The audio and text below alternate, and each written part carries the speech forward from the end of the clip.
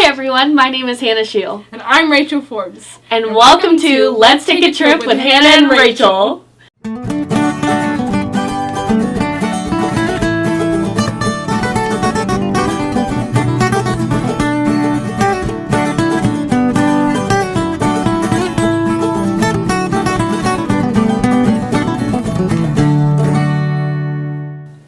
The hippie movement started in the early 1960s. It was a countercultural movement that rejected the customs of mainstream American life.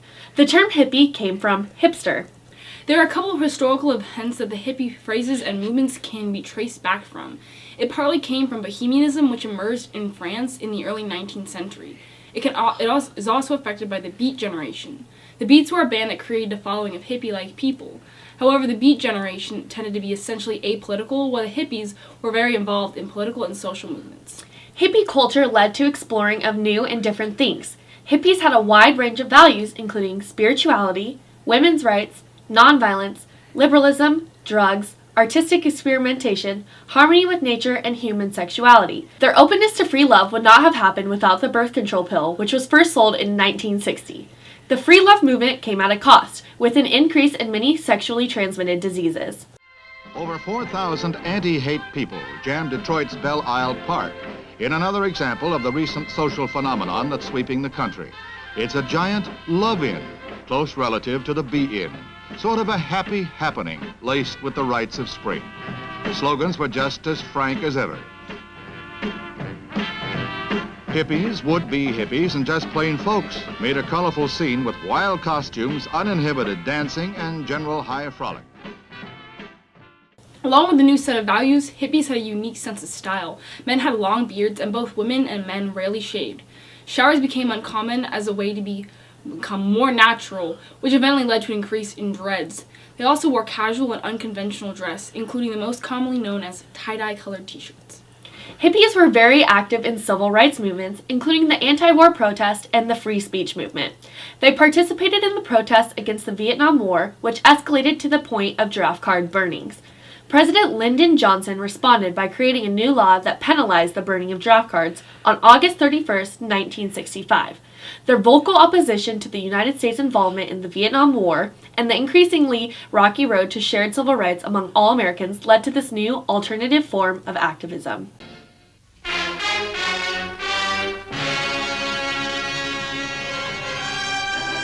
Thousands of demonstrators opposed to the Vietnam War assembled in the nation's capital for a mass protest. For the most part orderly, minor scuffles did occur between the demonstrators and hecklers. A 3-hour parade takes the demonstrators across the Potomac on their way to the Pentagon. The crowd, estimated at about 50,000 persons, was a loose confederation of some 150 groups and included adults, students, even children. It is at the Pentagon where the first test of strength comes. They were also very active in the anti-establishment movement, which stands in opposition to the conventional social, political, and economic principles of societies. Yippies, which were the counterparts to hippies, were anarchists and were more violent than traditional hippies. The hippie value of harmony with nature directly led to their concern with the environment. The first Earth Day was in 1970 as a result of the hippie movement. Now to the fun stuff. Drugs. Colorful fashions, several art movements, and of course the incredible outpouring of musical talent in the 1960s were directly due to the impact of psychedelic drugs. Psychedelics and hallucinogens offered hippies a spiritual connection and trip. Drugs like marijuana, mushrooms, and LSD rose in popularity throughout the 60s. The widespread use of LSD can be directly linked to Dr. Timothy Leary, a former Harvard professor. After taking the drug himself, Leary began promoting the personal use of LSD for personal enlightenment. Speaking at the San Francisco Human Being in 1967, he delivered the famous phrase, "Turn on, tune in, drop out." He continued to be an advocate for LSD at many seminars and conferences throughout the U.S. Drop out of college. Drop out of graduate school. Drop out of junior executive. Drop out of senior executive. Turn on, tune in, drop out. However, LSD was not all rainbows and butterflies. Because it became so popular, the demand for LSD caused many dealers to switch to black market and unclean and unsafe production. The right amount of LSD was no longer controlled, leaving some people with too little doses and some people with too much. Also, many people started experiencing flashbacks to their LSD trips several months after they did it. When Mr. Bartlett was a junior in high school, a fellow classmate took LSD and had flashbacks every hour. This was a 1 in a million chance, and it got so bad he could not tell what was real and what was fake. He's currently still in Western State Hospital today. Another big part of the hippie movement was the artistic and musical experimentation. This was directly correlated to the drug use, as many artists and musicians felt inspiration by drugs like marijuana. Many popular artists changed their styles to fit the hippie movement, and many musicians came to popularity. The Beatles, Strawberry Alarm Clock, Jefferson Airplane, The Byrds, and The Doors were some of the many popular groups of the 60s and 70s. In tune with the idealistic hopes of the 1960s, Woodstock satisfied most attendees. There was a sense of social harmony, which, with the quality of music and the overwhelming mass of people, many sporting bohemian dress, behavior, and attitudes, helped to make it one of the enduring events of the century.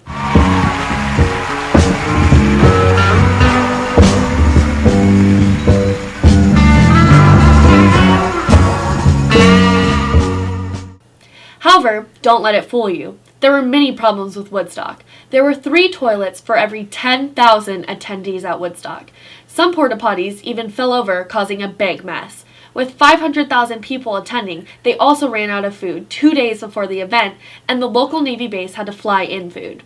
Even though the rain turned the area into mud, food ran low, and sanitation facilities broke down, people were able to share their resources and come together as an ideal hippie community. Another important festival was the Isle of Wight Festival that occurred in England. The 1970 event was by far the largest, even bigger than Woodstock, with 600,000 attendees. While the hippie movement was mainstream by 1970, the media lost interest by mid-1970s due to the beginning of rock and disco.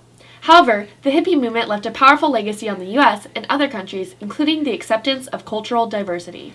A huge jump, more than 20 points over the last 8 years in the number of Democrats in Wisconsin who now call themselves liberals. 2 out of every 3 now call themselves liberals. It wasn't even half 8 years ago. And you see the number of moderates has dropped, the number of self-described conservatives on the Democratic side, that's been cut in a third. This is a story we have seen in state after state. In the Obama era, Democrats now call themselves liberal much more frequently. This morning, the Supreme Court recognized that the Constitution guarantees marriage equality. Natural food and remedies are also popular, which are seen at Whole Foods and Trader Joe's. The counterculture's freer attitude about sex had a lot to do with emerging homosexual openness and more liberalism in the U.S. However, there is sometimes a bad connotation of hippies, which has caused political strife. Many people, specifically Republicans, see Democrats as liberal hippies. Schools like Western Washington University and Evergreen State College get a bad rep for being hippie schools as well. Welcome to the Evergreen State College, founded on the principle that even burnouts need an education. Our students are given great freedom in designing their own majors, whether it's Grateful Dead studies, advanced horticulture, interpretive karma dancing, or outer space exploration. The student body is well regarded for its nonviolent, tolerant, and open-minded attitudes. Unless, of course, you wear leather and vote Republican. Inside the new Timothy Leary Science Center, our professors are on the cutting edge of research in such fields as Birkenstock stability technology and sleep research. As we enter the 1990s, Evergreen can list among its alumni artist Linda Berry, Simpsons creator Matt Groening, and 3/5 of all the people who hang out in the U District. The Evergreen State College, looking to the future with bloodshot eyes. The hippie fashion has come back in style as Halloween costumes, as well as the new style of hipsters. With Birkenstocks, casual clothing, and round glasses, many teenagers still today express their inner hippie. Portland, Olympia, and parts of Seattle have become known as hippie cities with liberal views and a laid-back way of life. The hippie movement was an important countercultural movement of the 1960s, and it obviously affected our life today. Thanks for watching, but that's all we have for today. Stay radical!